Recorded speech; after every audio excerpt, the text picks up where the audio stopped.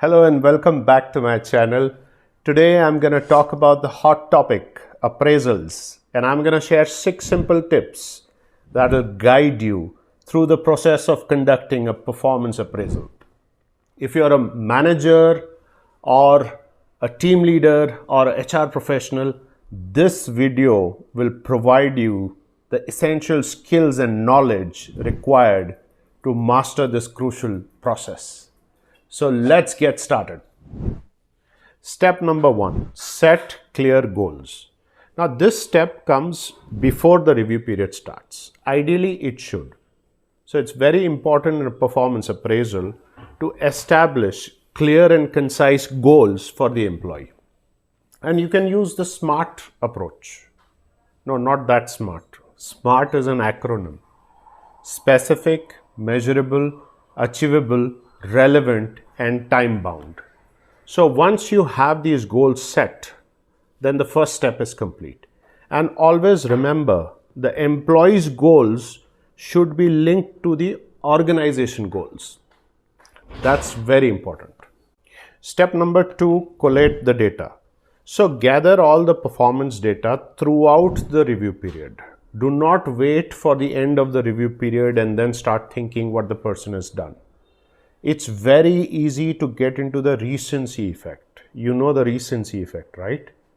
I mean, if a person has done well in the last quarter, then you tend to, think about that performance and then forget about what the person did in the first quarter. So it's very important to have a holistic approach to the performance review and look at data for the entire review period. I give you a simple tip.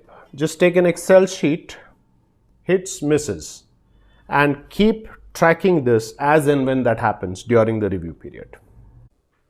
Try and get feedback from your peers, if they're working with global teams, then the leaders or customers if applicable. That will give you a well-rounded perspective about the person's performance. And while speaking to your peers, don't base your opinion about what the person is saying, good or bad, right? Always look at data and then arrive at a rating or review about the person. Be open-minded, be receptive to feedback for the person, but take decisions based on data. Step number 3 is prep work. So now it's time to plan for the discussion, an appropriate time, appropriate date, location, and this discussion has to be in person. It's an important discussion. It's always better to have it in person. Now let's say if you are managing a remote team in some other city and you have an office there, then you should travel. You should travel and meet your team there to conduct this discussion. And if someone is working remote, then you can explore the option if they could travel to office. And if none of this is possible, then the last resort is a video call. But a video call with the videos on, that is very important. This is the most important discussion for an employee, right? A performance discussion. So we need to do justice to it. And the agenda for the performance discussion is very simple. There is a self-assessment, and you need to just understand what the person has written, and then there is your review about what the performance was all about. Earlier there were 2 separate discussions, where one was just to seek to understand what the person has written and the other one was to share the feedback.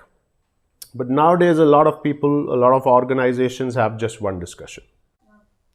So make sure that you spend enough time reading the comments and the data that the employee has filled in their self-assessment, and be prepared for the discussion. Look at the performance data, look at your comments, what are the key points that you're going to share, what is the feedback that you're going to share. Go forward for a healthy discussion with the person. Remember, this is the discussion that the employee is really looking forward to. So do justice to it. Step number 4, the discussion. Finally, the performance discussion. So make sure, I mean, when the person arrives, the usual greetings, hi, hello, how are you, offer them a seat, and ensure that you're having the discussion in an enclosed room.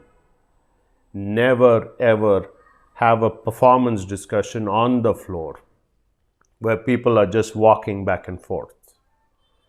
Book a room if there's an option. I know this is a busy period, so you can work on a calendar with the other leaders, but ensure that it is an enclosed room so that you have a constructive and a good discussion. And here is a foolproof tip for the discussion: the CRC method: commend, recommend, commend. So always start with the strengths, the positives, the highlights that the person has done. Then slowly move on to the constructive feedback, where they can improve, what are the areas of development for them. And finally, close it with positive feedback. And remember to focus on specific behaviors and outcome rather than being personal.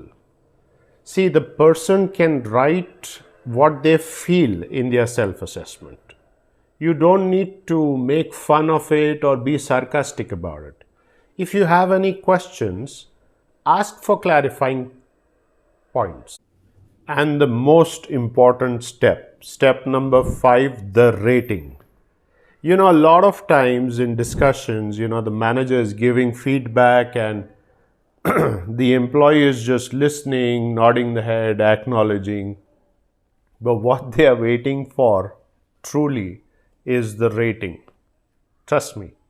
Because the rating decides the merit increase, right? So a lot of times the employees are just waiting to hear the rating.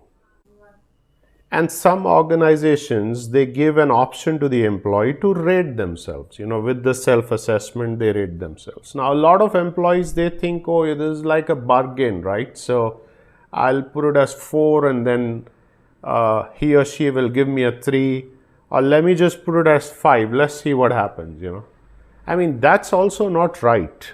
The employee should look at, what they have done holistically and then honestly rate themselves. And as a leader, it's your responsibility to be fair to the entire process. You need to look at, what the performance data says and accordingly rate the employee and give the rationale behind it, right? I mean, when you're sharing the rating, just observe the body language of the employee. The body language, you'll be able to gauge if the person is happy or the person is not.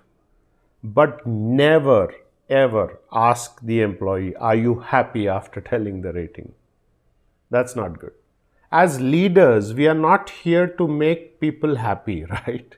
Our job as leaders is to be fair to everyone and to rate people based on what they have done. Pay for performance. And the last step, the conclusion. Do not forget to mention the most important statement, that the ratings are confidential and that they should not share it with any of their friends or anyone in the team. Very, very important. And offer support that is needed by the employees to achieve their goals. Look at training, mentoring, coaching, grooming, access to tools, or any support that they need that will help them perform better. It's very important as leaders for us to see how we can improve the performance of our employees, right? And here's a bonus tip. Do not start with the easy discussions. Never start with the high ratings and then go on to the low ratings. Do the reverse instead. And spend some more time with the new employees, the first timers, right? They are not aware of the rating scale and they are not aware of the process. So spend some time and explain them the process. They will appreciate that. Thank you so much for watching the video. If you found this helpful, do subscribe to the channel so that you don't miss out on the next one. I'll see you next week.